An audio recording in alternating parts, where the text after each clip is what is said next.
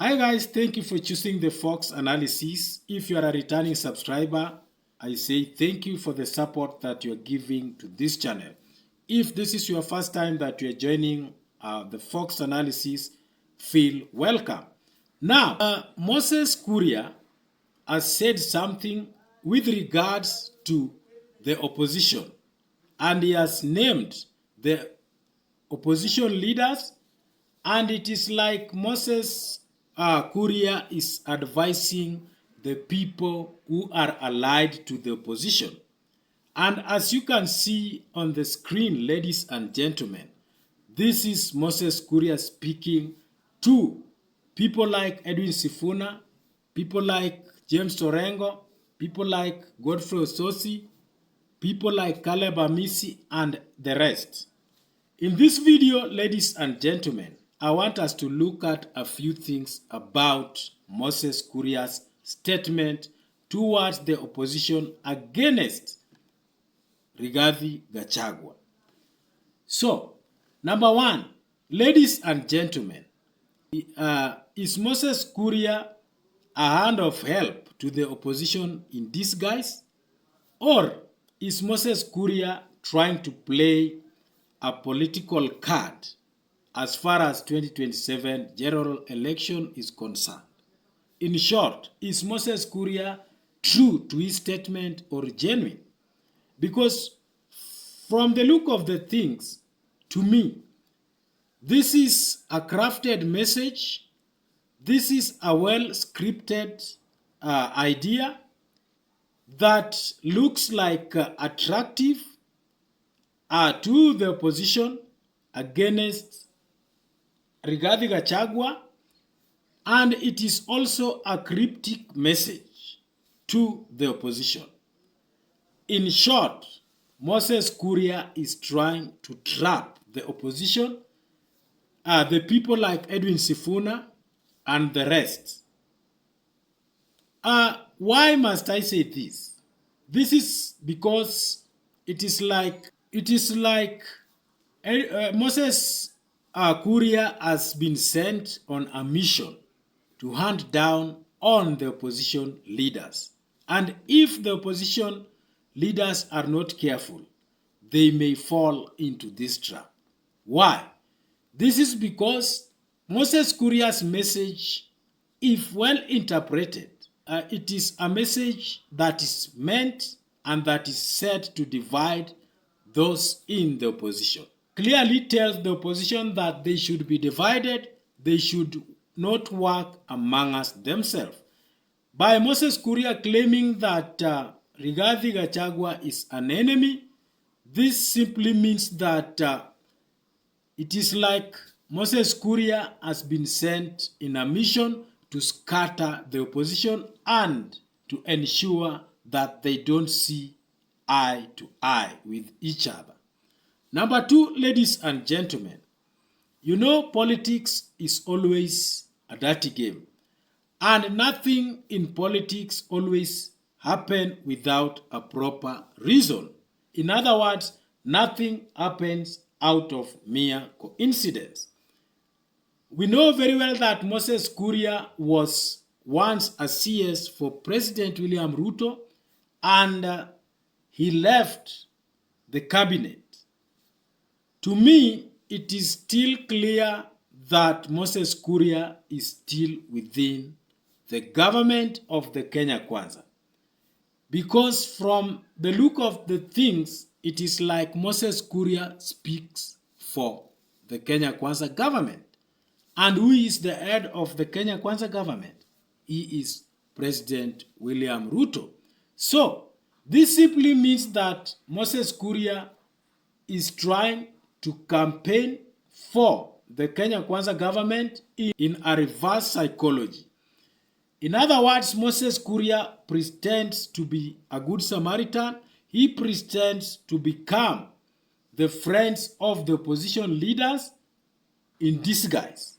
But he wants to see the downfall of the opposition. In other words, Moses Kuria is an agent of the Kenya Kwanza government. And his message is very clear, and his mission is to ensure that the opposition does not stand, because they have realized that Rigathi Gachagua is a political threat to the Kenya Kwanza government, and they know that without taking proper measures, Rigathi Gachagua may end up destroying the Kenya Kwanza government and to see President William Ruto lose the 2027 general election.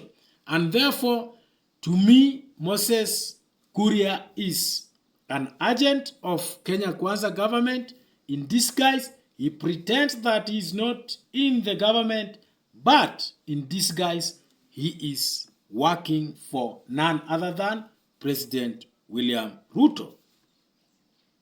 Last but not least, ladies and gentlemen, we know that Moses Kuria comes from the mountain region, and Moses Kuria, by default, he is a Kikuyu. And the question is, why do you think that Moses Kuria is bitter with Rigathi Gachagua? And why do you think that Moses Kuria is working against Rigathi Gachagua's effort in terms of making President William Ruto's inroad in the mountains becoming very difficult? Because Rigathi Gachagua has spread and he has preached the anti-Ruto gospel in the mountain, and he has convinced a few leaders from the mountain region to ditch even President William Ruto's camp. So why do you think that Moses Kuria is bitter and he is against Rigathi Gachagua? This is because Moses Kuria knows that if Rigathi Gachagua goes into 2027 general election with this preaching against President William Ruto, and by chance he succeeds to topple or to remove President William Ruto as the President of the Republic of Kenya, then Rigathi Gachagua will emerge victorious as far as the Mount Kenya region is concerned. And this is something that Moses Kuria is not happy about it, and he can't wait to see Rigathi Gachagua continues with his attack towards the Kenya Kwanza government. And this is why Moses Kuria is trying to disintegrate Rigathi Gachagua with the rest of the opposition leaders to see to it that Rigathi Gachagua remains a lone ranger, and he wants to make sure that Rigathi Gachagua becomes a total political orphan. This is the strategy that Moses Kuria is trying to implement as far as 2027 general election is concerned, and even beyond.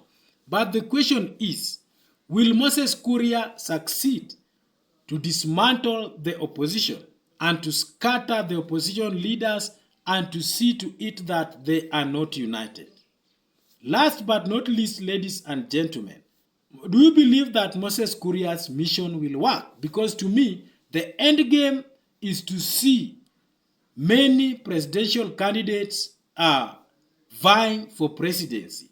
Because the strategy of Moses Kuria is to see each and every party fielding in presidential candidate, because they are not after one opposition presidential candidate. In short, Moses Kuria is in a mission to see to it that there are several or many presidential candidates in 2027 general election, and to see President William Ruto becoming re-elected for his second term. So, ladies and gentlemen, these are the political dynamics that Moses Kuria is trying to play, but I don't think if he will succeed. Otherwise, you can drop in your view, you can drop in your comment in the comment section. Until we meet again in the next analysis, this is the Fox Analysis. And please don't forget to hit the subscribe button and at the same time like this video.